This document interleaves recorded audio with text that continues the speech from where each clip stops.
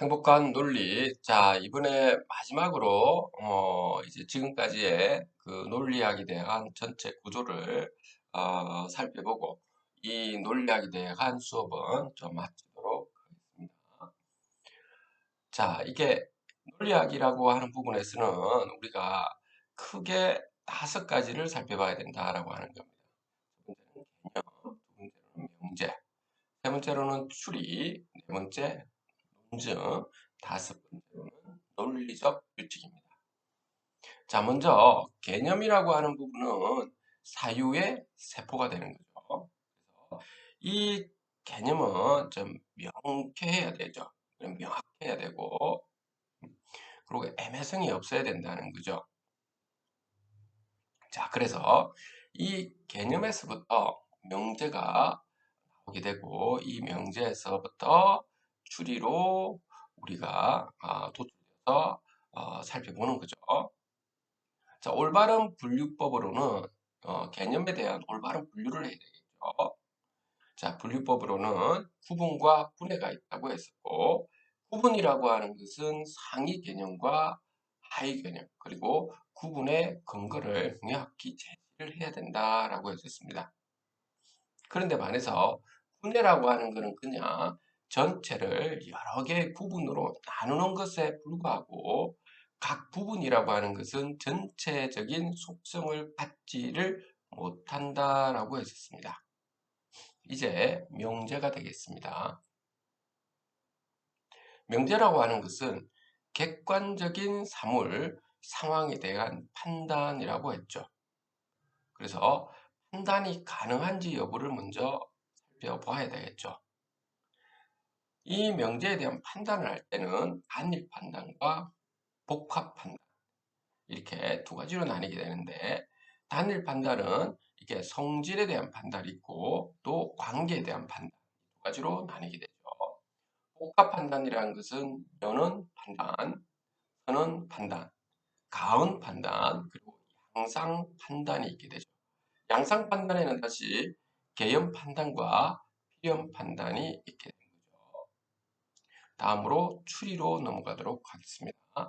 자, 추리라고 하는 것은 기존 명제들로부터 새로운 명제를 이끌어내는 사유 형식을 말하는 거죠. 그래서 전제는 추리에 필요한 명제가 되는 것이며, 결론이라고 하는 것은 전제에서 이끌어내는 새로운 명제가 되는 것이죠. 자, 판단의 개수에 따라서 직접 추리와 간접 추리로 나뉘게 되고, 직접 추리라고 하는 것은 하나의 판단에서 하나의 판단을 도출하는 것이죠. 간접 추리라고 하는 것은 두 개 또는 그 이상의 판단에서 하나의 판단을 도출해내는 것을 말하는 것이죠. 사유 과정의 특징으로는 연역 추리와 균합 추리, 유비 추리가 있게 되죠.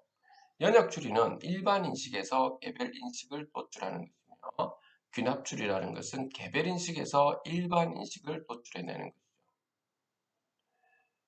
자, 유비 추리라는 것은 A와 B는 둘 다 S1이고 S2이고 S3이다 라고 한다면 A는 P이다 라고 했다고 합시다. 따라서 아마도 B도 P이다 라고 하는 거죠. 여기에서 우리가 살펴볼 부분은 유비 추리에서는 A와 B는 둘 다 S1이고 S2이고 S3다 해놨는데, 여기에서 비슷한 점을, 공통적인 점을 더 많이 나열하는 게 좋겠죠. S4, S5, X6 이렇게 쭉 많이 나열하면 좋겠죠. 그리고 A와 A는 P다라고 하는 부분이 나오면 B도 P다는 것이 서로 상당한 성질이 비슷해야 되는 거죠. 자, 이런 부분이 있습니다. 인과관계에 대한 사고도 우리가 추리 과정에서 반드시 필요하죠. 자, 조건이라는 것은 원인과 거의 동일한 의미를 가지고 있는데, 예를 들어서 행복의 조건이라는 것은 행복한 결과의 원인은 무엇인가 라는 말로 바꿀 수도 되죠. 충분 조건, 결과를 얻을 수 있을 만큼 원인이 충분한가라고 이야기하는 것이죠. 그래서 무엇이면 이것은 원인, 행동과 상태를 이야기하는 거고 무엇을 한다라고 하는 결과가 되는 거죠. 또는 뭐 때문에 결과 때문에 이 결과를 이야기하고 뭐 한다 원인이 되는 거죠. 자, 결과가 그런데 사실인가? 이게 구체적으로 사실인가 또는 의견인가? 추상적으로 이 부분은 살펴봐야 된다라고 하는 거죠. 필요 조건이죠. 필요 조건이라고 하는 데는 결과를 얻는데 반드시 필요한 것을 이야기하는 것이죠. 병아리라고 하는 이 결과를 낳는데 달걀, 원인 중 하나죠. 달걀이 필요한 거죠. 자, 필요 충분 조건은 무엇일 때, 오직 그때만 무엇이다. 라고 하는 거죠.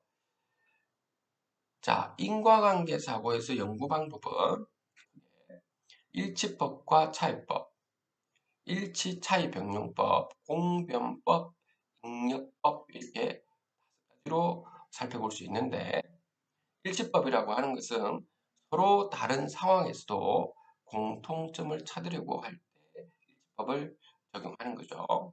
차이법이라고 하는 것은 다른 상황에서 다른 원인을 찾아내는 것이죠. 일치 차이 병용법은 일치법과 차이법을 비교하는 것이 되겠죠.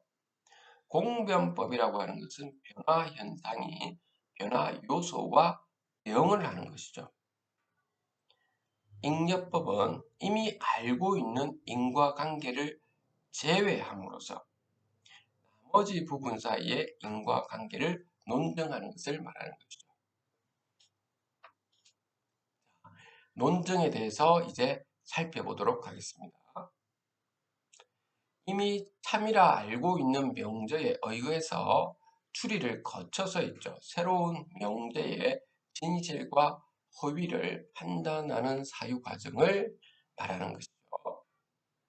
그래서 논증의 증명 과정에서는 연역적 증명, 기납적 증명, 유비 증명, 반박 증명, 그리고 논제의 논증 이렇게 연역적 증명은 여러분들이 일반적인 원리를 통해서 논거죠.